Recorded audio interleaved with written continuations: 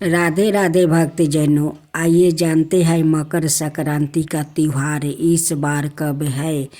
मकर संक्रांति का त्योहार इस बार 15 जनवरी को मनाया जा रहा है। इस दिन जप तप दान करने का विशेष महत्व है। इस दिन किए गया दान का दोगुना फल मिलता है। ज्योतिषी शास्त्र के अनुसार मकर संक्रांति के दिन सूर्य शनि देव के घर आते हैं।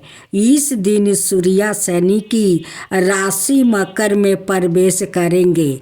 आपको बता दें कि पहले शनि देव की राशि कुंभ थी, लेकिन जब सूर्य देव शनि देव से प्रसन्न हुए तो उन्होंने उन्हें एक और राशि यानी मकर राशि प्रदान कर दी। मकर संक्रांति के दिन सूर्य देव और शनि की कथा पढ़ने से आप शनि दोष से काफ़ी हद तक राहत पा सकते हैं। तो आइए जानते हैं मकर संक्रांति की कथा। पौराणिक कथाओं के अनुसार सूर्य देव और शनि देव में अच्छे संबंध नहीं थे। दरअसल इसका कारण था सूर्य देव का शनि की माता छाया के प्रति उनका व्यवहार। दरअसल शनि देव का रंग काला होने के कारण सूर्य देव ने उन्हें जन्म के दौरान कहा था कि ऐसा पुत्र मेरा नहीं हो सकता। इसके बाद से सूर्य देव ने शनि देव और उनकी माता छाया को अलग कर दिया था। जिस घर में वो रहते थे उसका नाम कुंभ था। सूर्य देव को मिला श्राप। सूर्य देव के ऐसे व्यवहार से क्रोधित होकर छाया ने उन्हें श्राप दे दिया था। माता छाया ने सूर्य देव को कुष्ठ रोग का श्राप दिया था, जिससे क्रोधित होकर सूर्य देव ने छाया और शनि देव का घर जलाकर राख कर दिया था। सूर्य देव के पुत्र यम ने सूर्य देव को उस श्राप से मुक्ति किया था। साथ ही उनके सामने मांग रखी थी कि वो उनकी माता यानी छाया के साथ अपने व्यवहार में बदलाव लाए। इसके बाद सूर्य देव छाया और शनि देव से मिलने के लिए उनके घर पहुँचे थे। जब सूर्य देव वहाँ पहुँचे तो उन्होंने देखा कि वहाँ कुछ भी नहीं था। सब कुछ जल कर बर्बाद हो गया था। इसके बाद शनि देव ने काले तिल से अपने पिता का स्वागत किया था। शनि देव के ऐसे व्यवहार से प्रसन्न होकर सूर्य देव ने उस दिन उन्हें नया घर दिया, जिसका नाम था मकर। इसके बाद से ही शनि देव 2 राशियों कुंभ और मकर के स्वामी हो गया। शनि देव के इस व्यवहार से प्रसन्न होकर सूर्य देव ने उन्हें यह भी कहा कि जब भी वो मकर संक्रांति के मौके पर उनके घर आएंगे तो उनका घर धन धन से भर जाएगा। उनके पास किसी भी वस्तु की कमी नहीं रहेगी। साथ ही यह भी कहा कि इस दिन जो लोग भी मकर संक्रांति के मौके पर मुझे काले तिल अर्पित करेंगे उनके जीवन में सुख समृद्धि आएगी। इसलिए मकर संक्रांति के मौके पर सूर्य देव की पूजा में काले तिल का इस्तेमाल करने से व्याकित के घर में धन धनाय की कोई कमी नहीं रहती है। शनि 17 जनवरी को राशि परिवर्तन करते हुए मकर से कुंभ राशि में प्रवेश करने जा रहे हैं। करीब 30 साल बाद शनि अपनी मूल त्रिकोण राशि कुंभ में प्रवेश करेंगे। शनि के कुंभ राशि में गोचर से 5 राशियों पर शनि का प्रतिकूल प्रभाव शुरू हो जाएगा।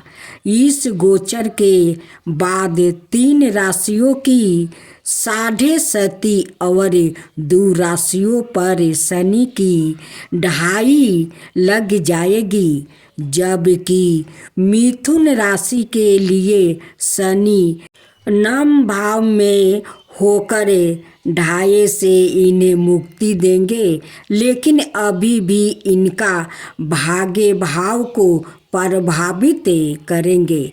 आइए जानते हैं शनि कुंभ राशि में आने पर इन राशियों पर कैसा प्रभाव रहेगा। साथ ही जानिए मकर संक्रांति पर इन राशियों को कौन से उपाय करने चाहिए जिससे शनि का यह गोचर उन्हें अधिक कष्ट ना दे पाए। शनि का कुंभ राशि में जाने से मकर राशि के लोग पर ढाया रहेगी। ऐसे में यह समय आपके लिए उत्तम फलदायी नहीं है। शनि के इस गोचर का सबसे ज़्यादा असर आपके स्वास्थ्य पर दिखाई देगा, इसलिए इस दौरान अपने स्वास्थ्य के प्रति लापरवाही करना आपके लिए हानिकारक साबित हो सकता है। इस दौरान आप पारिवारिक समस्याओं के कारण भी थोड़ा तनाव में रह सकते हैं। इस दौरान कार्य क्षेत्र में भी कुछ रुकावट का सामना करना पड़ सकता है। शनि आपकी राशि से अष्टम भाव में रहेंगे, इसलिए इस दौरान आपको आर्थिक मामलों में बेहद सतर्क रहने की ज़रूरत है। इस दौरान धन विशेष बहुत ही सोच समझ कर करें। इस दौरान आप अतिरिक्त संकट का सामना करना पड़ सकता है। अपने बजट का ध्यान रखते हुए खर्च करें, वरना आपको उधार भी लेना पड़ सकता है।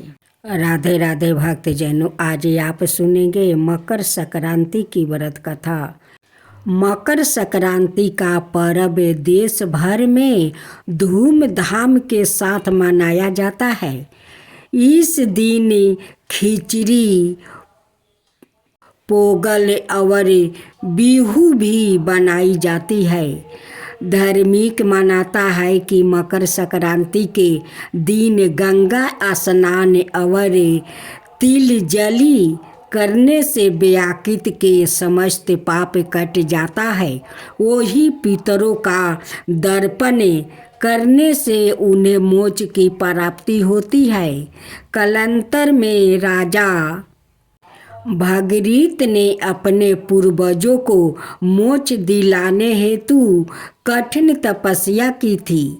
उनकी तपस्या से प्रसन्न होकर माँ पार्वती धरती पर गंगा रूप में अवतरित हुई थी। इस वजह से राजा सागर के पुत्र को मोक्ष की प्राप्ति हुई थी। साथ ही अनेक पौराणिक कथाएं प्रचलित है। आइए जानते हैं। संतान धर्मी के ग्रंथों में निहित है कि वैदिक काल में भगवान श्री हरि का धरती पर अवतार हुआ था। उस समय के कपिल मुनि के रूप में धरती पर अवतरित हुए थे। कालांतर में भगवान गंगा सागर के समीप आश्रम में बनाकर तपस्या करने लगे। उन्हों दिनों राजा सागर की प्रसिद्धि तीनों लोकों में थी। सभी राजा सागर के परोपकार और पुण्य कर्मों की महिमा करते थे। यह देख राजा इंद्र बेहद क्रोधित हो और चिंतित हो उठे।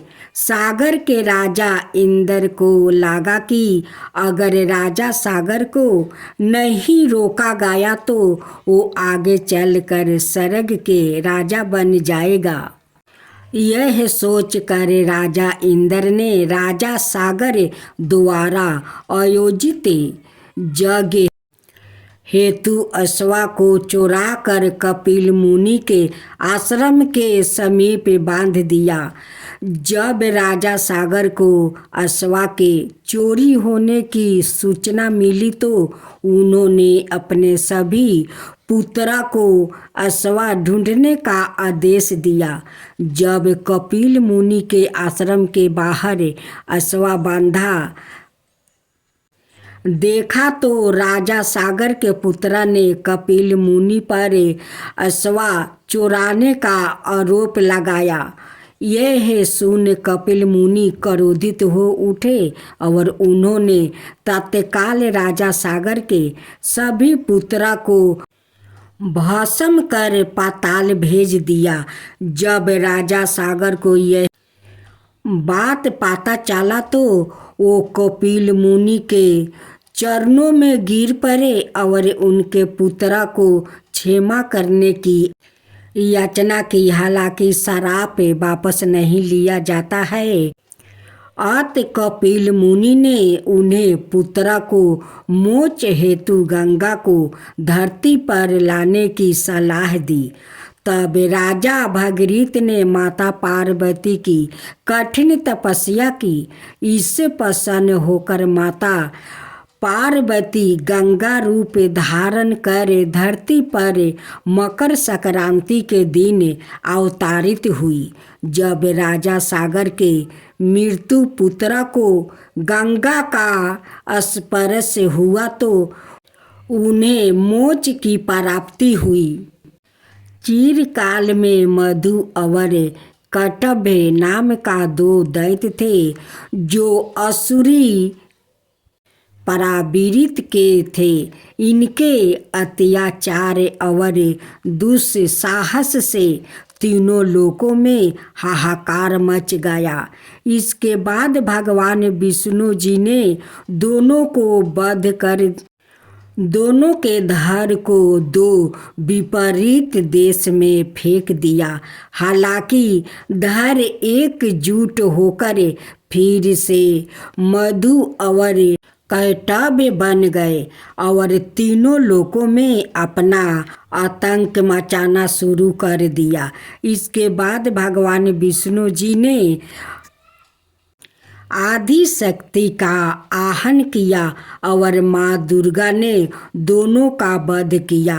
कालांतर में भगवान श्री हरि विष्णु जी ने मधु और कैटभ को पृथ्वी लोक पर लाकर मंदार पर्वत के नीचे उन्हें दबा दिया ताकि वो फिर से उत्पन्न हो सके। तब मधु और कैटभ ने मकर संक्रांति के दिन उनसे दर्शन देने का वरदान मांगा।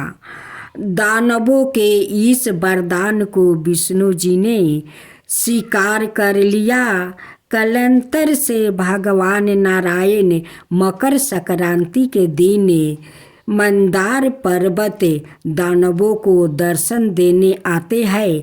इसके अलावा सूर्यदेव एक माह के लिए मकर संक्रांति के दिन अपने पुत्र शनिदेव के घर आते हैं।